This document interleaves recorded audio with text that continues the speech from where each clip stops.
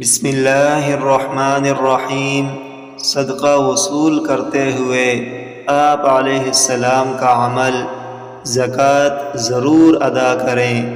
حضرت عبداللہ بن ابی اوفا رضی اللہ عنہ بیان کرتے ہیں، جب کوئی قوم نبی صلی اللہ علیہ وسلم کے پاس صدقہ لے کر آتی تو آپ دعا فرماتے، اے اللہ فلاں کی آل پر رحمت فرما۔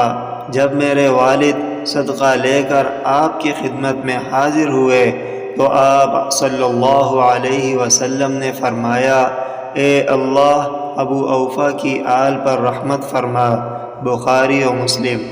ایک روایت میں ہے، جب کوئی آدمی اپنا صدقہ لے کر نبی صلی اللہ علیہ وسلم کی خدمت میں حاضر ہوتا تو آپ صلی اللہ علیہ وسلم فرماتے، اے اللہ اس پر رحمت فرما۔